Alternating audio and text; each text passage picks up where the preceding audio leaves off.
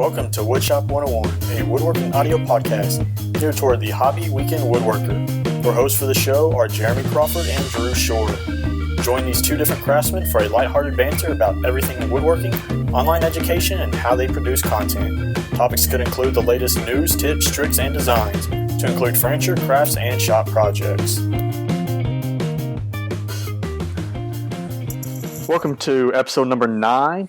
Today we're going to talk about how we keep woodworking fun, and we are joined tonight by our guest host, Steve Carmichael of the Carmichael Workshop. This show is sponsored by Patreon. Visit www.patreon.com/woodshop101 to become a patron and support the show. I would like to remind you, if you listen to the show on iTunes, please give us a 5-star rating. It helps us reach a greater audience. Good evening, guys. How are y'all? I'm doing well. How about you? I'm doing pretty good. How are you, Steve? I'm doing great. Thanks for having me on the show, guys. Well, thanks for joining us. Yeah, it's going to be a good time. So you got the money we sent you then, right, to be on the show? I did. Yeah, checks in the bank. Look, sorry. I wasn't supposed to let that out. Yeah, because we didn't ever pay Mark and David.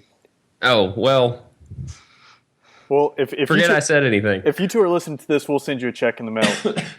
Just don't stand by your mailbox, so it'll get there eventually. And if it bounces, you let us know. We'll write you another one. Yeah. It'll probably bounce too, but we'll see how high it bounces. So, all right, Steve, you want to introduce yourself for the people that don't know who you are? Sure. I'm Steve Carmichael, and I do a YouTube channel, and I have a website called The Carmichael Workshop, appropriately. And you can find me at www.thecarmichaelworkshop.com, and there's links to my YouTube channel and all my social media pages there. I'm probably most active on Facebook and YouTube. I would have to agree with you. This has been a topic of many discussions. I don't really understand how to operate most other social media platforms outside of Facebook. And I keep saying I'm going to learn, but then I just revert to letting Facebook send all my stuff to Twitter and call it good. I was about to say, Jeremy's a little Twitter illiterate. Yeah, I have an older phone, so anything that you would primarily do on your phone, I try to avoid. Just because my phone is old and it doesn't run that stuff very well. So text messaging is probably the top right there? Yeah, text and phone is pretty much all I use it for, and email.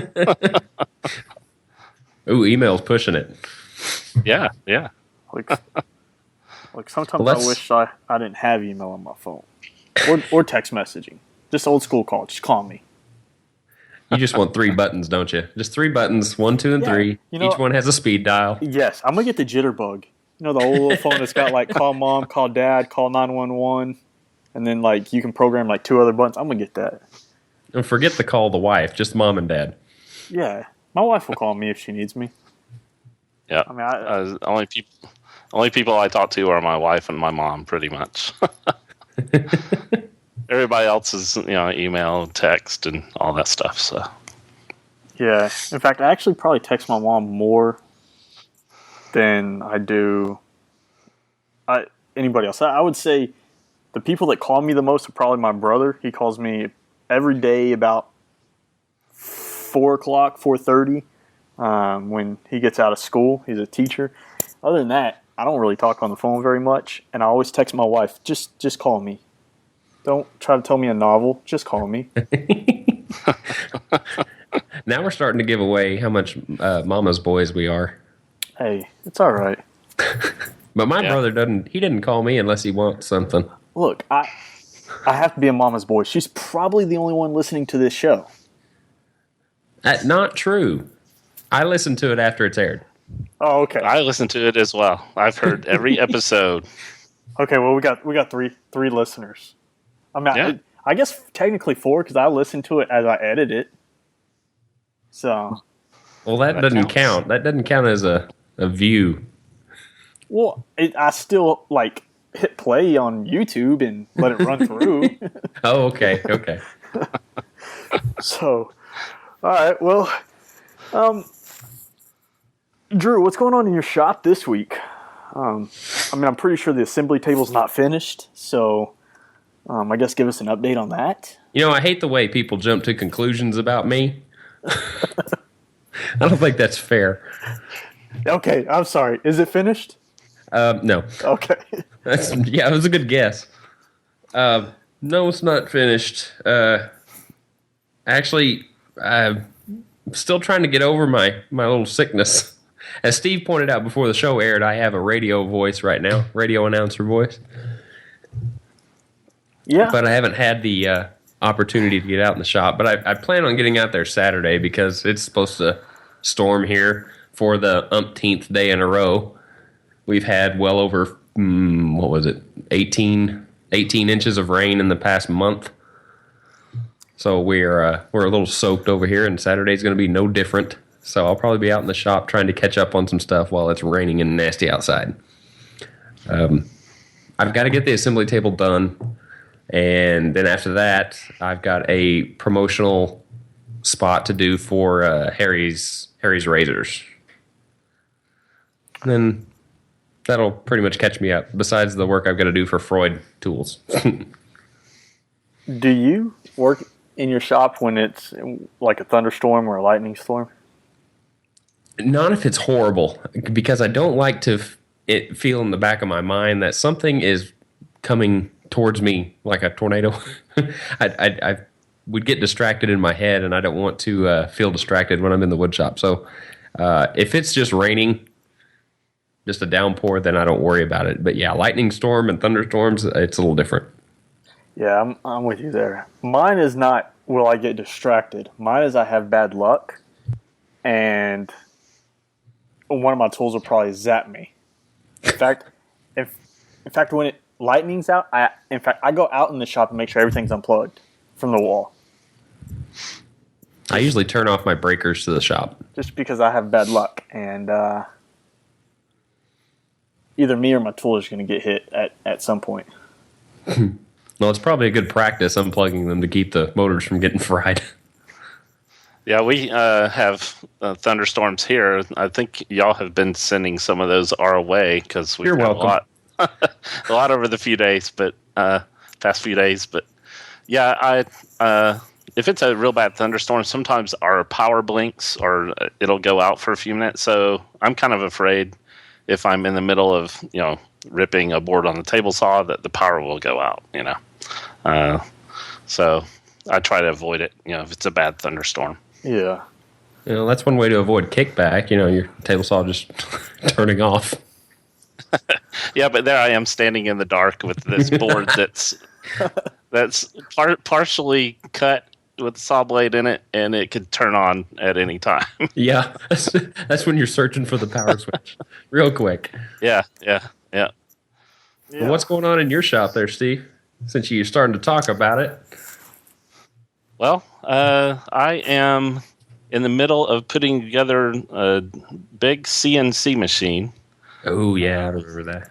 Yeah, I've got parts laid all over the workbench, and when I'm trying to do that, I need to find a huge block of time, like 3 or 4 hours, where I can sit down and really study the instructions and make sure I get it put together and square and everything. So that's what I've been doing lately. Trying to come up with the next woodworking project for a video I'm going to do. So now that I've got the 2x4 project behind me, I was kind of stressing. I was like, what am I going to make this year? Well, just like the past few years, it's pretty stellar. So, and I like the commentary. Thanks. Everything meshed. Everything you talked about just like fell into football. So, and oh yeah, and I wonder how many my people, 2x4 project was a football. I wonder how many people caught the hint of a deflated football at the end. Oh, I got so many comments on that, and people were making their own deflated jokes. That was pretty funny.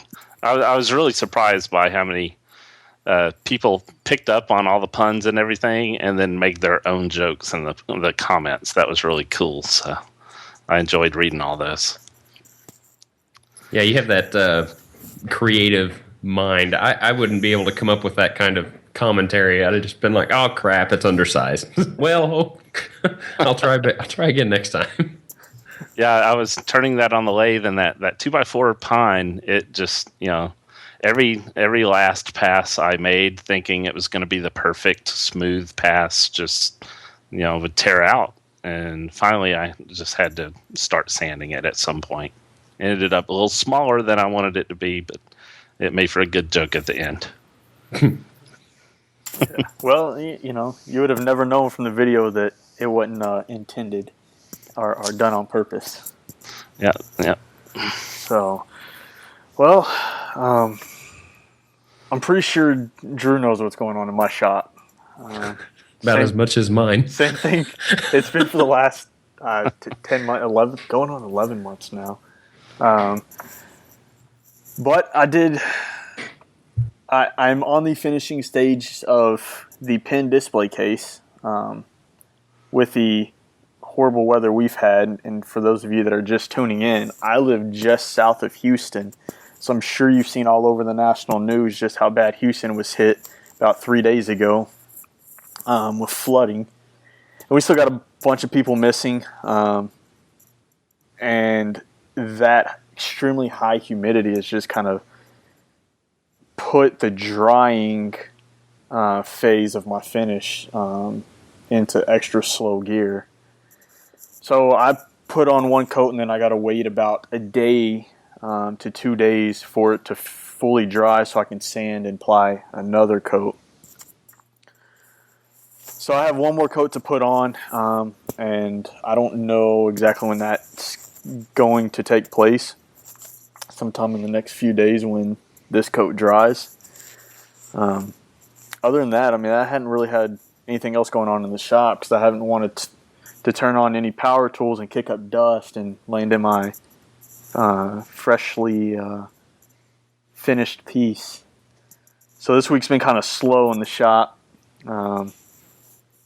But once that's out of the way, and I'm hoping it'll be out of the way come Monday, then it will be moving on to painting the sofa table, kicking that out of the way. That will be done. It will be done by the end of next week. There is no more putting it off.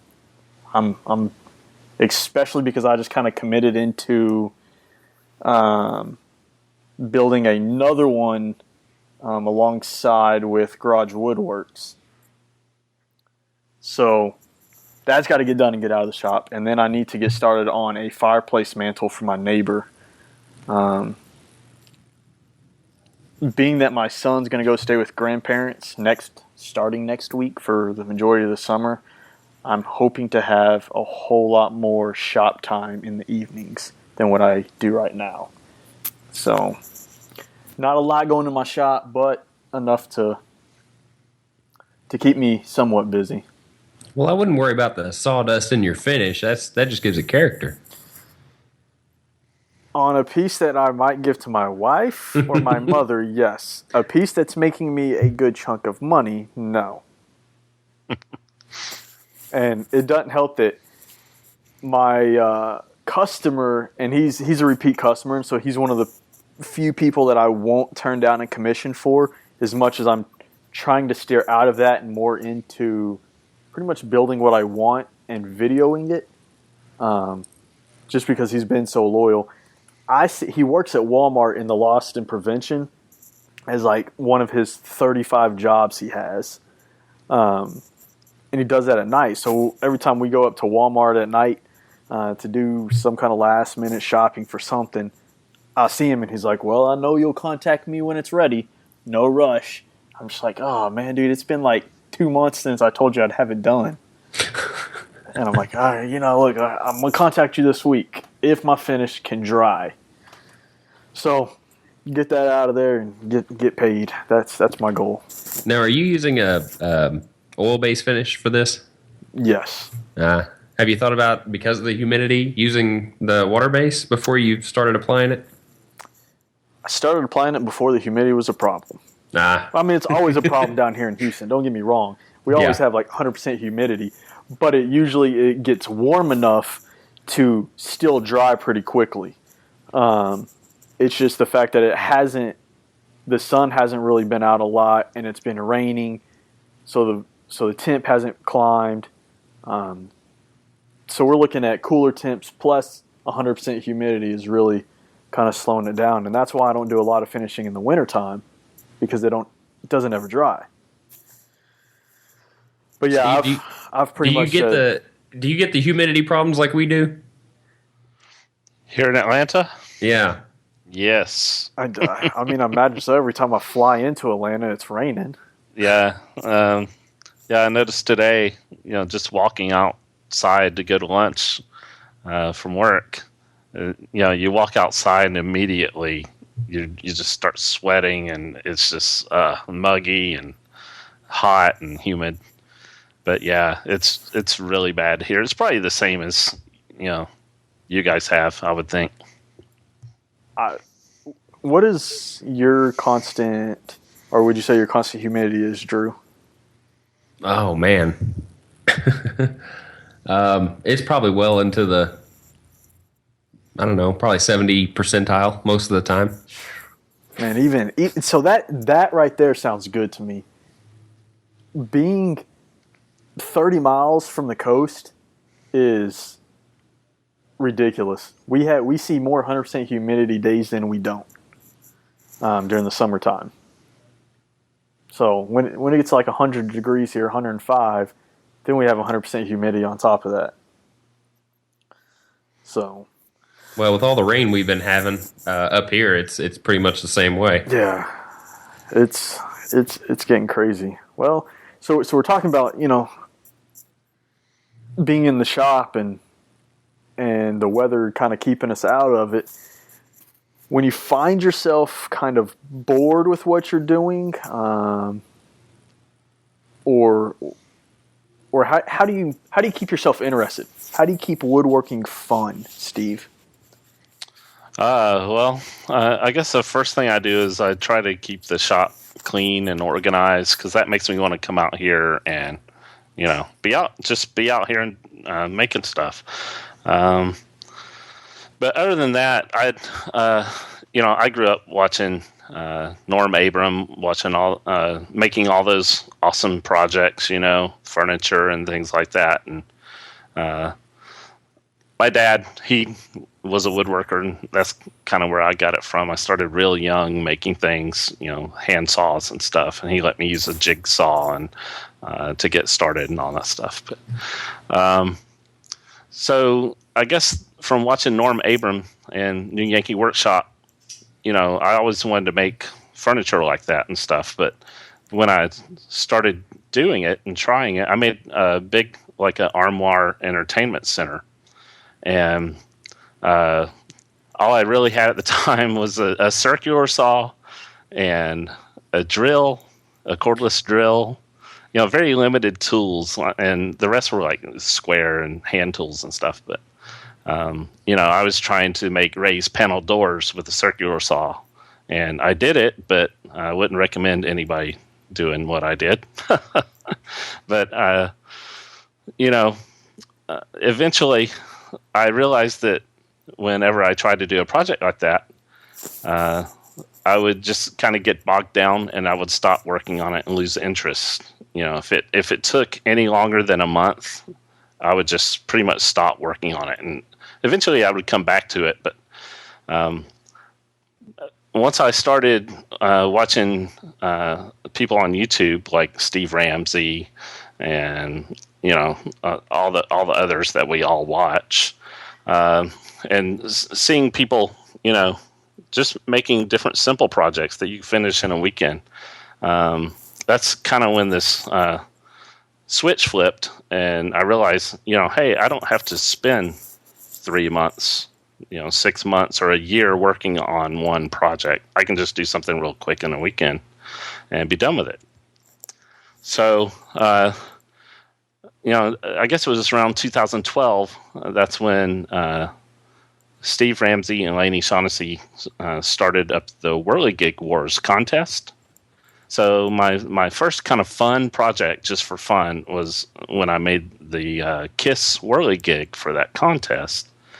And I ended up winning the contest, but that's when I realized that, hey, I can just make this fun stuff, just for fun. I don't have to sell it. I don't have to impress people with my woodworking. I can just make something for fun, And that's kind of when the whole, I guess, the light bulb came on, and I realized I could just do things for fun. So ever since then, I pretty much, select quick projects, try to come up with things people haven't seen before. Whenever I come up with an idea, I always Google it or search YouTube to see if it's been done before. And, if not, then I know I'm kind of onto something that people might get a kick out of seeing. Or if I see someone else has done it, I try to do a new take on it or something. But that's what I try to do to keep it fun. Pretty much keep the shop clean. That makes me want to come out here and do quick, easy projects that really people haven't seen before. And even myself, starting with a chunk of wood and not knowing if I'm going to end up with a football or a sandwich or a pizza or, whatever out of it is exciting to me. And, seeing that come to life, just makes me want to rush to the finish line to see what it's going to look like when I'm finished. Yeah, I think you're really on to something there when you're talking about keeping your shop clean. It makes you want to get out and work in it. And that's a big thing for me, is having a clean and organized shop. Unfortunately, mine's very unorganized at the moment. But I make it a habit of, even if I just take 5 minutes out, walk out there and put away 10 things, and then I'm like, all right, well, I'll go back in, and next time I come out here, I'll put away 10 more things. But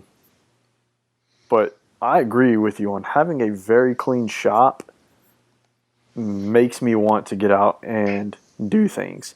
Having a dirty shop, I just procrastinate. Oh, I don't want to go out there. I'll go out there later. So I agree with you on that. Drew, what about you? You seem to enjoy making your YouTube videos quite a bit, and the personality comes out in them. How are you making woodworking fun, and how do you stay interested in it?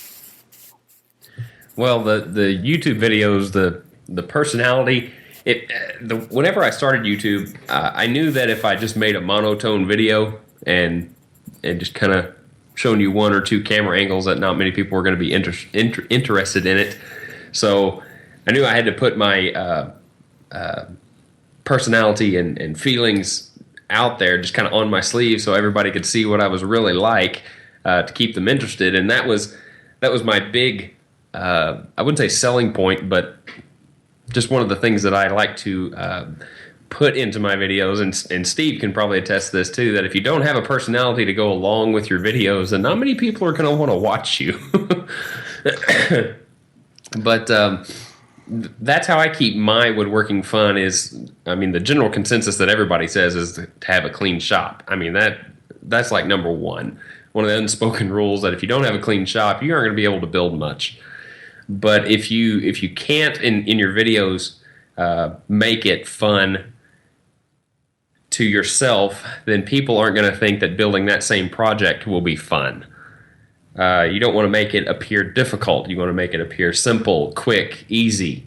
Try and put your own spin on projects that may have already been done. Like Steve said, he does his research to find out if it has been done.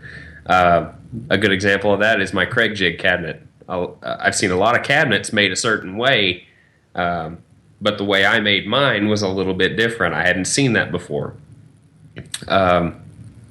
So just doing the research and putting your own spin on things, making your personality shine to make your projects appear more fun, then everything will just kind of fall into place after that. That's one of the big things I use for just keeping it interesting and I don't know, just making it fun. I really can't put it any other way. Yeah. Well, hey, there's that train that you were talking about. Yeah, I know. I got to mute it out.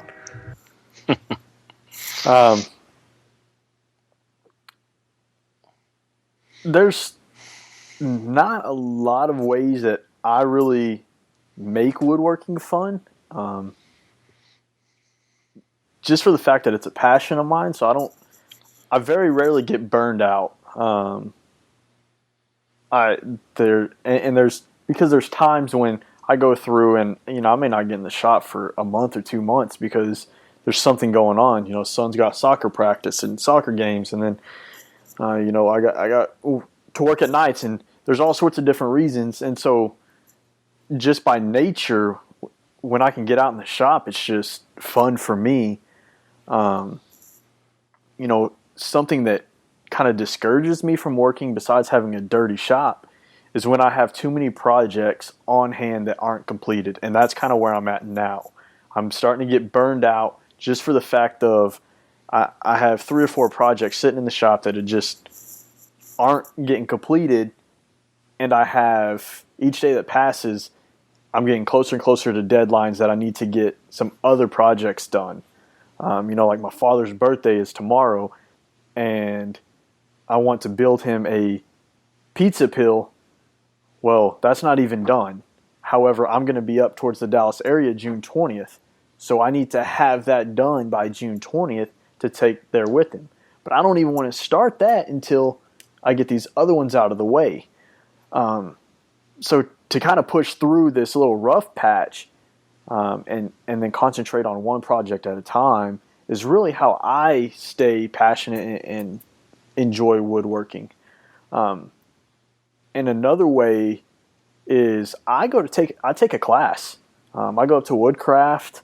I call some buddies, and we'll just. It doesn't matter if I already know the content. I'll go pay $50 or $60 and sit through Router 101 class. It's getting me out of my shop. It's getting me involved with other woodworkers in the area. And, I'm going to learn something. I don't know everything about everything, so I will learn something. And then that kind of renews that spark in me that just, I want to go home. I want to use my router. I want to try this that I learned. Pin turning class. I want to go turn some pins. I learned how to do that. Or bowls. Or this neat way of cabinet construction. So taking a class is really how I keep woodworking fun, and then maybe teaching outside of the internet. And I have a guy that I work with that really has gotten into woodworking, and man, just the advice every time he comes to me renews that spark in me that just, hey, this is your passion, and it comes out every time I talk to him or get him in the shop and let him just work on something with me. And that's getting people in my shop and letting me see their growth. It just that alone just says, oh look, you were blessed with the skill and the ability to do woodworking.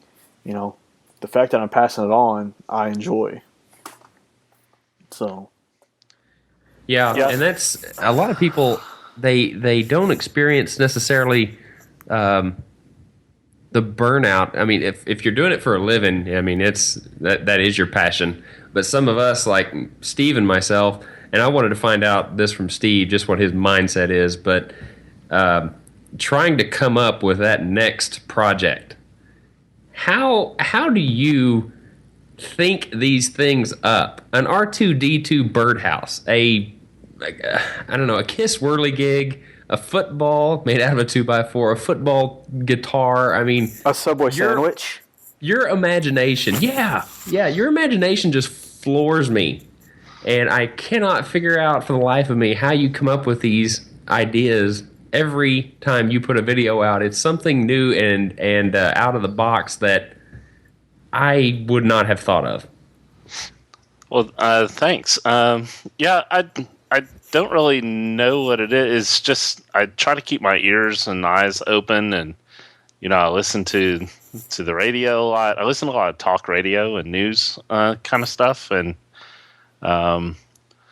it's like whenever I see something. First of all, for the longest time, whenever I see something like in a store or whatever, usually my first thought is, can I make that myself instead of buying it? Can I make it out of wood, or can I make it out of PVC pipe or whatever?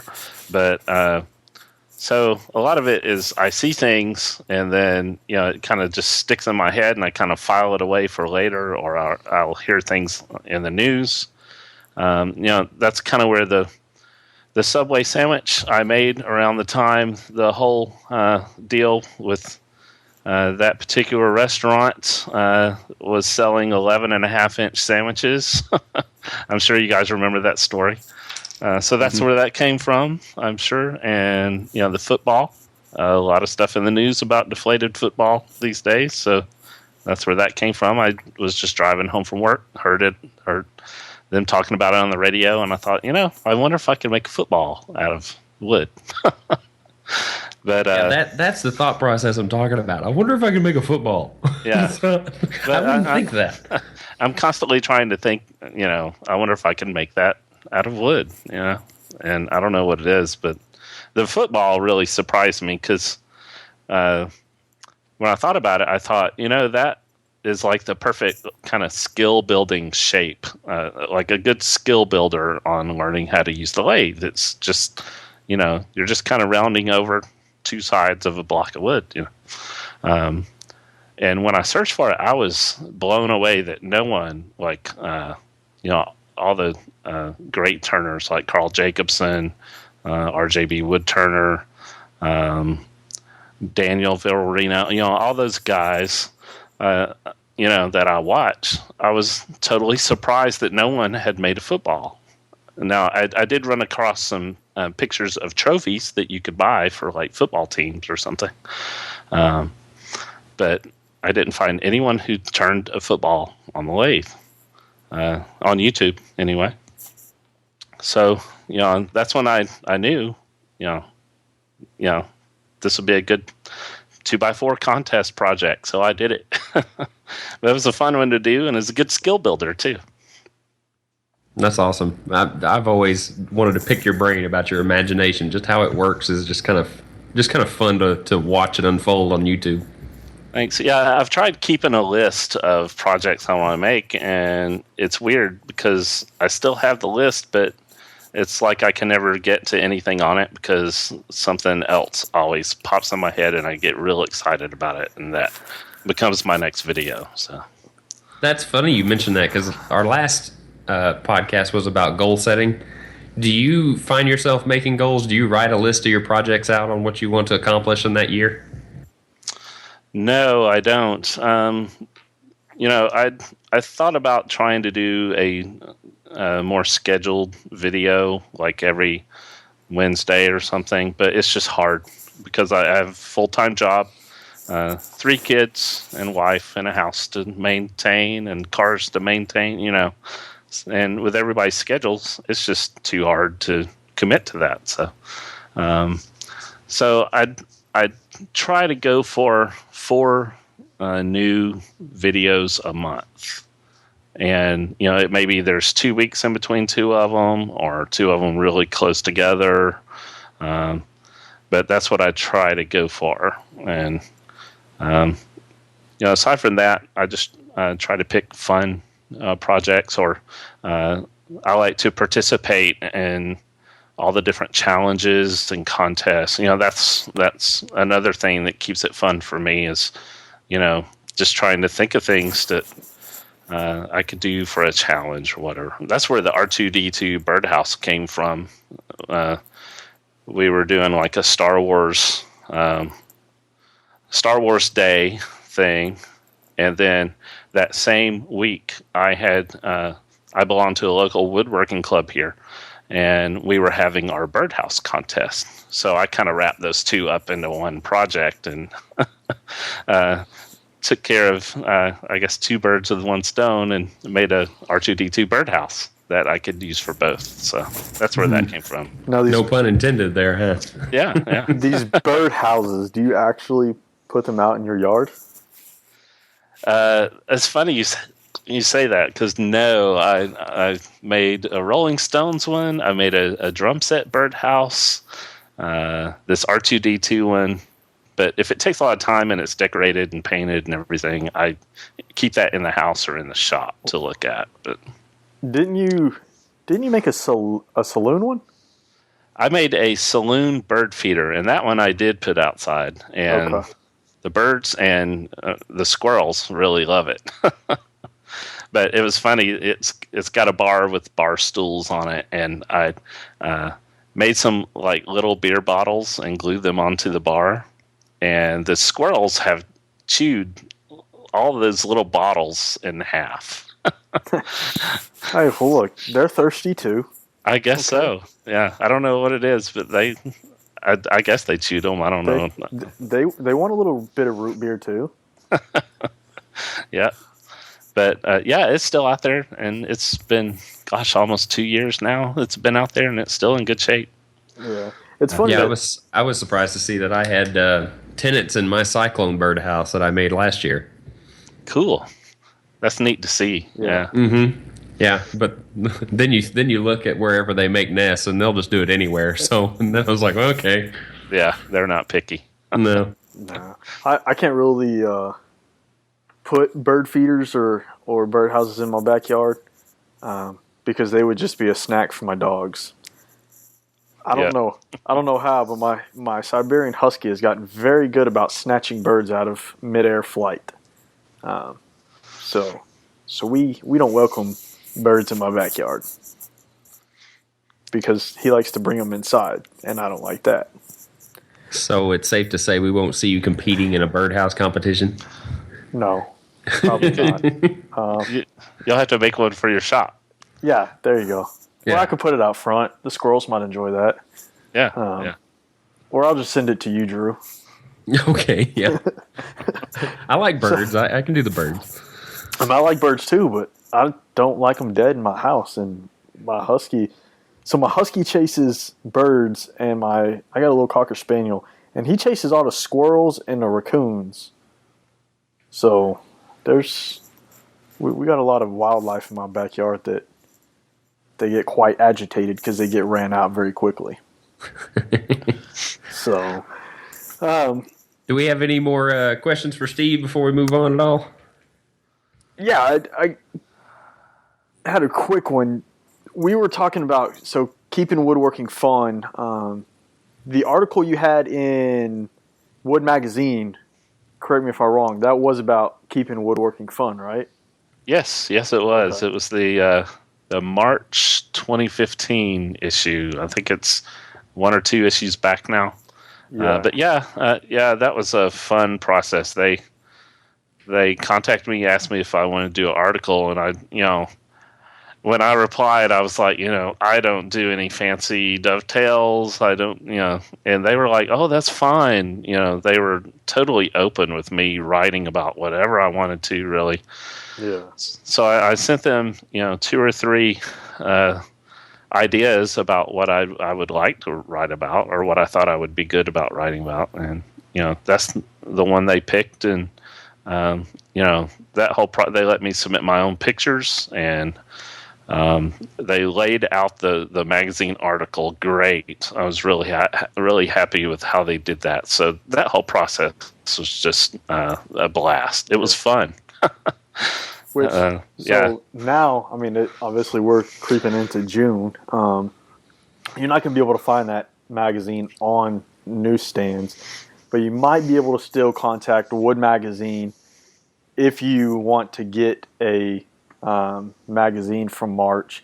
They might be able to ship you one. I'm not sure, but I know some magazines keep a back stock that they can ship out a few months after. So...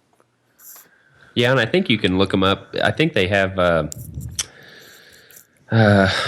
digital wood magazine that you can view on like iPads and things like that you can do backlog magazines. So that's another option. Yeah, you can get a online only subscription, I think, and look at all the previous issues. I believe. Cool. I really need to read the article. I haven't got to read it, so I'm sorry, Steve. I've been kind of slacking. I'll take pictures of my magazine for you, Drew. I'll send it to you. Send me pictures of it. Yeah. Well, I'll send you the magazine, but it's a rental fee of $25. Ouch. Well, I want it back. I have a few copies I bought. I went out to the grocery store and bought a whole stack of them. My daughter was like rolling her eyes. And I was like, look, I'm in the magazine. Like, I'm famous. I made it. I'm famous. She got I would do the same thing. That's what's funny. I would. Yeah. Why not? Yeah, I sent one to my mom. I took one over to her. I would autograph them and send them to all my family.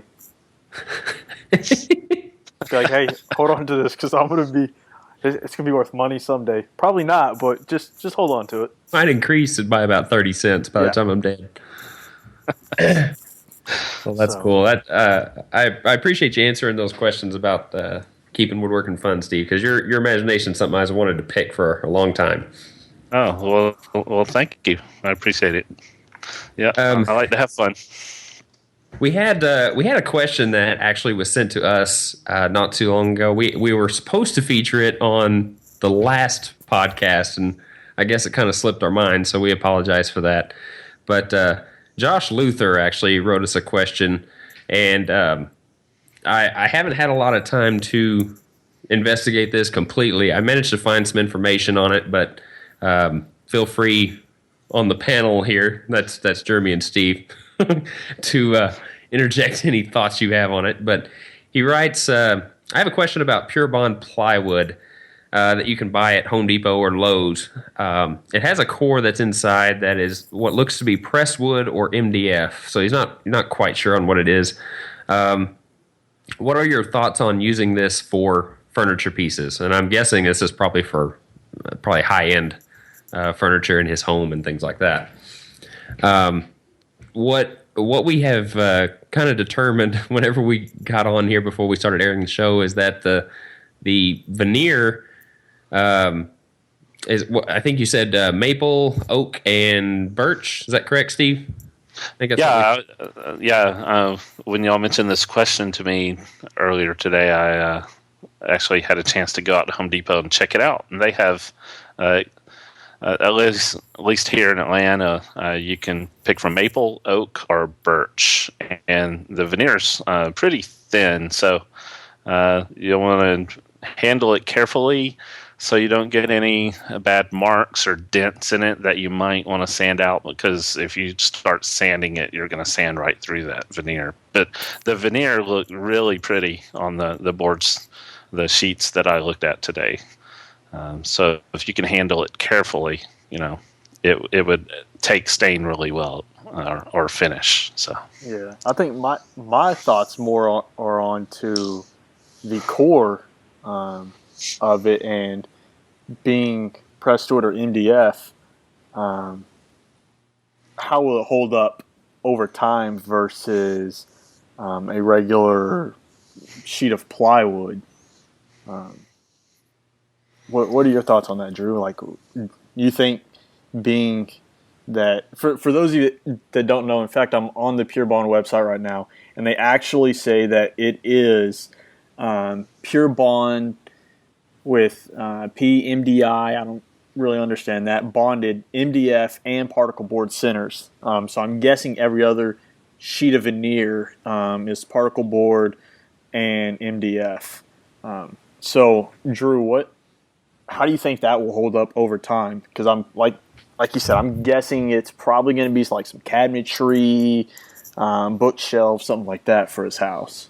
Yeah, I mean, I kind of get why they make it the way they do. I mean, the particle board helps cut down on weight because, I mean, a piece of plywood generally by nature is very heavy, and a solid piece of MDF 4x8 sheet is super heavy.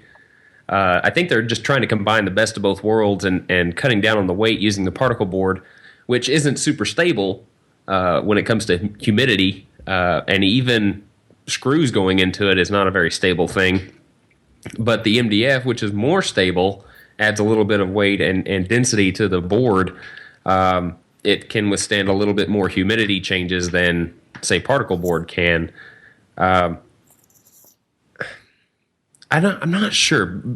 My thoughts is that because of the MDF, it would probably help with keeping it straight and not wanting to potato chip as much, like a regular piece of, I wouldn't say inexpensive plywood, but some of the stuff that you wouldn't buy at a hardwood dealer. But some of the things at Home Depot, like the Ace, the BC plywood that can really bow if you're not choosy on what you pick, I think that would probably help keep it nice and straight. But because of the particle board on the inside, I don't know if it would stay straight very long, especially with a lot of weight, like bookshelves that are fairly long in nature. I would probably get away with using it for cabinetry carcasses and things like that, probably for indoor only. I probably wouldn't use it for kitchen cabinetry, though. It would probably be something like, I don't know, maybe office-type cabinetry that... I don't know, maybe going to be painted or something. I just don't trust the particle board. That's just what I keep going back to, is that particle board core. Yeah, that's so when we got this message, it was through Facebook, and like literally it came in a day after I'd just written an article about it. And the article was titled, I think something like "Why Choose Custom Work." And a lot of the compare and contrast I had in there was against like MDF and like pressed wood, particle board, veneered wood that are furniture that you buy from, a furniture store versus a piece of furniture that is either made with a high quality plywood or a hardwood from, a custom furniture maker. Over time, that piece, that custom piece, it's going to be heirloom quality.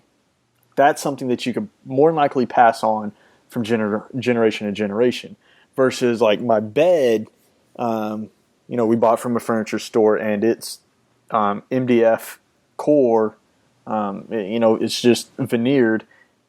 That is probably not going to last me 20 years.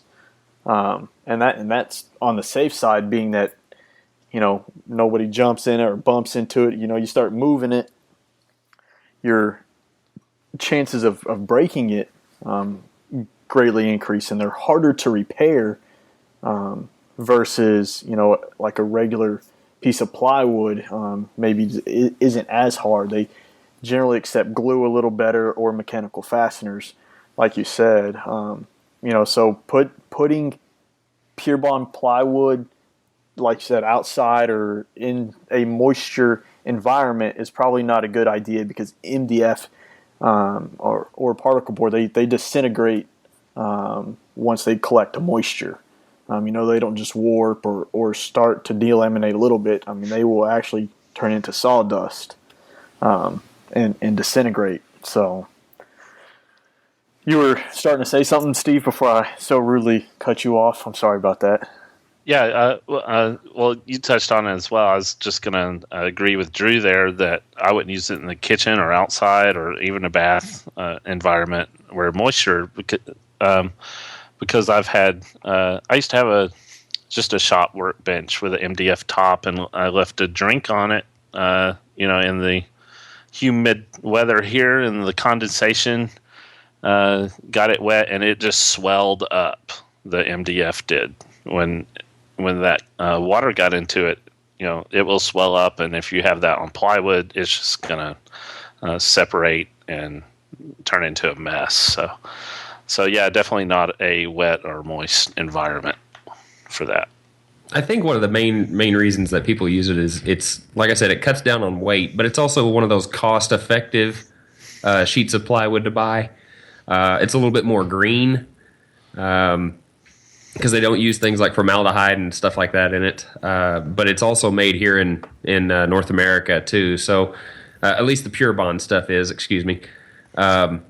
So I don't know. I think it's just it's one of those contrast and comparison things. Like, do you want to save money, or do you want to spend the extra money and get some nice high end plywood? Another thing to compare and contrast is the Pure Bond is only five thicknesses that it has for the veneer, or excuse me, for the core. And when you buy plywood from a high-end dealer, you're going to get 7 to sometimes 9 layers on the core. Yeah. And the more layers that you have, the more directions that the grain pattern is going to be running. Therefore, the more stable it's going to be. So that's just something else to take in consideration when you're purchasing plywood. Yeah, and don't take it that we're knocking Pure Bond plywood at all. Neither one of us, in fact, all three of us don't have a lot of experience with Pure Bond plywood, just because we've never used it. Like you said, Drew, it's got its benefits, and it's a little more expensive for that reason, that it's formaldehyde free. It's made with soy-based products, and some people really don't want those extra chemicals in their house, and so it's a good alternative. And people like the Shanty Two Schick sisters and Anna White, they attest, and that they use Pure Bond plywood for all their plywood needs. But searching through their website, I couldn't find anywhere that said when Pure Bond plywood was actually, created. So without knowing, how long they've been around, and knowing how their products have standed the test of time, I'm kind of down the middle of, do I recommend it? Do I not? I don't know. So if any of you guys have experience with it, then, feel free, give us some kickback. Let us know what you think about it. And tell us. We'd be glad to hear. We kind of started this little hashtag thing last episode, and kind of want to push it on every episode. That way, if you're on Facebook, you don't necessarily have to go straight to our Facebook page or Twitter or Instagram, wherever you're at. You can just type in the hashtag, and we'll look up the hashtag and see whatever kickback or questions or whatever you have. So for this week, use the hashtag WS101 episode 9. And we'll look that up, and you can give us kickback and let us know, because I want to know more about it, and especially if it's a good alternative to use for cabinetry. So yeah, it's one of those things where don't knock it till you try it. But since we haven't tried it, it's really hard to give a good, concise judgment on it. Exactly. I mean, we go based on what little research we can do. And like Steve said, I mean, he went into the store and looked at it at Home Depot, and without getting it into my shop and getting it torn apart and put it on a project, I don't really know. Yeah, from looking at it today, it looked flat. The price seemed pretty good. I would definitely try it for making like a bookcase or something like that with some trim on it. And as long as, like, when you use it for shelves, if you're screwing into the sides of the shelves, I'd probably add a cleat under each end, just fully support it. And I'd definitely try it. The face of it, the grain that was on it looked really nice. So yeah, and I don't know. Looking on their, I'm still digging around on their website right now, and looking at it looks like Pure Bond, the actual company itself, offers a hardwood plywood, but I can't really. Their website has a ton of extremely scientific jargon on it, so I can't decipher exactly if that is the stuff we're talking about or if it's a completely separate product that Pure Bond offers. So, like I said, if y'all have used it, please give us some kickback. I want to know more about it. Because I think from at least the hardwood dealers around here, only Home Depot and Lowe's carry Pure Bond. Yeah. I don't see it at my plywood dealer at all. So, yeah, I mean, I want to know some more about it. Yeah, and even if somebody from Pure Bond is listening, send us some feedback on it too. Exactly. Better yet, send me a sheet. I'll tear it down to my shop. I'll let you know what I think about it. Give us a sample.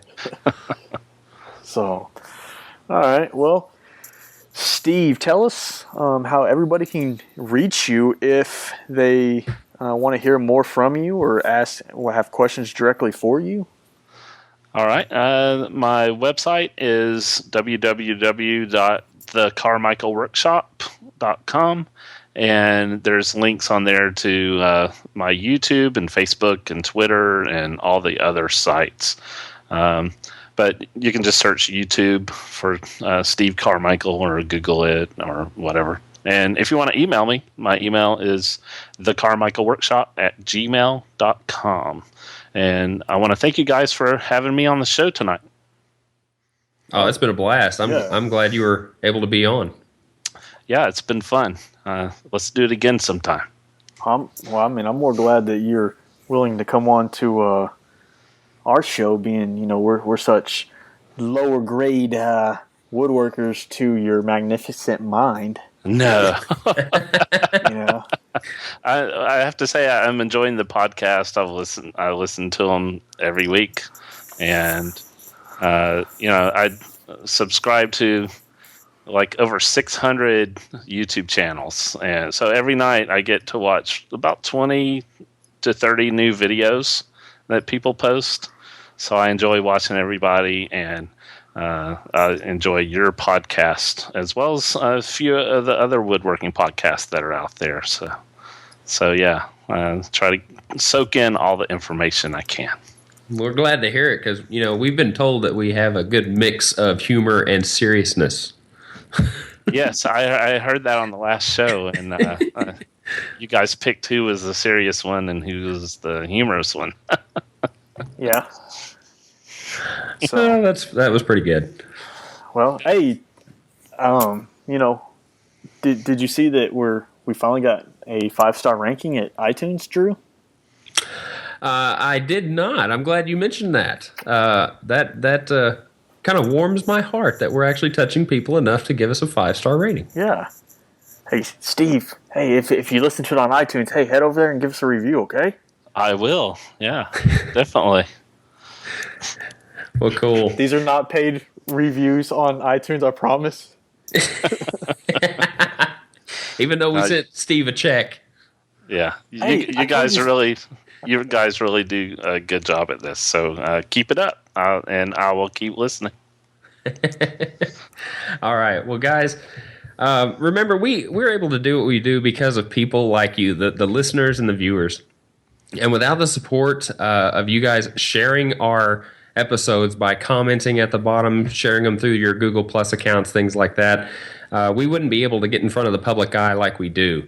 So we greatly appreciate that. And we also want to thank Steve Carmichael for being on the show and letting us pick his mind, because it's been a long time coming for me, so I'm glad I got to do it. But as always, Jeremy and I would like to thank you for listening to the show. We had a great time, especially with Steve here. And we hope you can join us again. Woodshop 101 is just a show that brings the basics of woodworking and more to you. So we hope to expand on what we talk about in the near future to bring more of a woodworking knowledge to not only ourselves, but to you as well, because we're kind of learning as we go. If you like the show and you want to hear more, you can also find us on iTunes. Like Jeremy said, please give us a rating. That'll help us out tremendously. We're also on YouTube, as well as www.woodshop101podcast.com/listen. So don't forget to subscribe to that. That'll help get our show to the public eye, like I said before, and this will also help with sponsorships in the future. Also, if you have a question, you can email us at woodshop101podcast@gmail.com, or you can leave us a voicemail via Skype by searching Woodshop 101 Podcast. and you just might hear that question on the air from us with an answer. Just kind of like the question that we had from Joshua Luther. We post new episodes just about every 2 weeks. This time was a little bit different, mainly because I got sick, which I apologize for. But we tend to post, like I said, every 2 weeks, and it generally airs on Monday mornings. So we hope to hear from you guys very soon on feedback from our episodes. So from Jeremy, myself, and our special guest, Steve Carmichael, we wish you well, and please remember to be safe in your own shops. And guys, we will see you next time. Hey, Drew, before we get out of here, is there something you want to tell our audience? Well, sure, why not? I'll just give one for the road. I'm sure everybody knows it, but I'm going to do it anyway. Boom!